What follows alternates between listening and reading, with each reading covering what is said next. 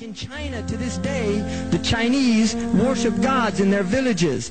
And if the village starts doing poor economically, they'll go look for a village that's doing well economically, and they'll throw away the gods that aren't benefiting them, and they'll bring the gods from the village that's doing well economically. It's a very pragmatic type of idolatry.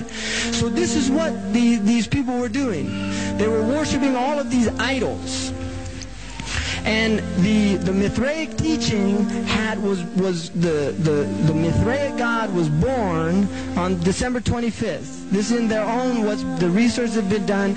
Born on the December 25th, he was called Sol Invictus, the conquering sun god.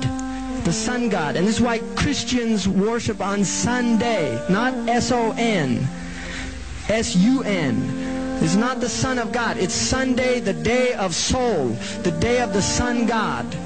And this is important, and it's going to be connected with the idea of the Masih al-Dajjal, because the Masih al-Dajjal is also a sun god. The sun god, they believed, was the giver of life. In the same way the sun gives life to plants through photosynthesis, as we know in biology now. They believed that the sun god would also give life after death. People would die, they would be resurrected.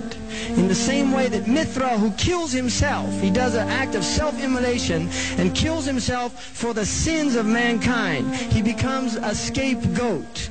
This is Mithra's act. He had 12 disciples. The disciples represented the 12 zodiacal constellations, and each one of them represented a disciple. There is no number given of the Hawariyun. There's no number that says they were 12 in the Islamic tradition. And Jesus, quote-unquote, making 13, which is what the Christians call the devil's number. Very interesting. I mean, they're so superstitious, they don't even have a 13th floor. I don't know if they do that here, but in the United States, you go from 12 to 14 in a building.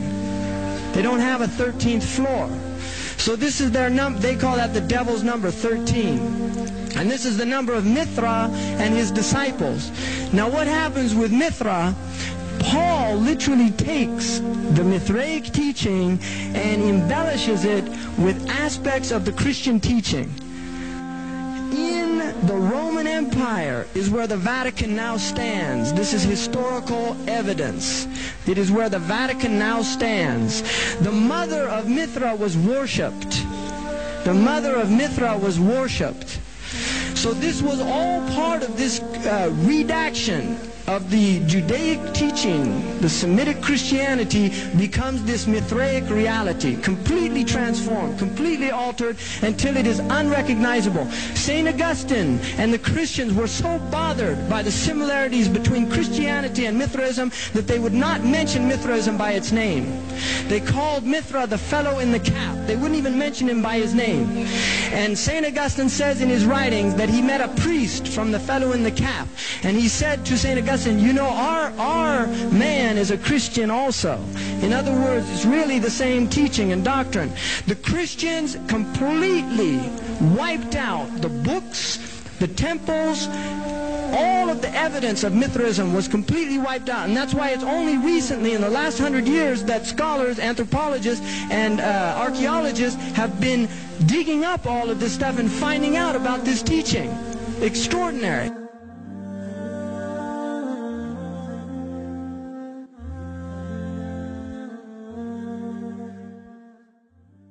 شمس روحي وحي ربي جنتي وحياة قلبي فرحتي القرآن حبي نور دربي وأماني شمس روحي وحي ربي جنتي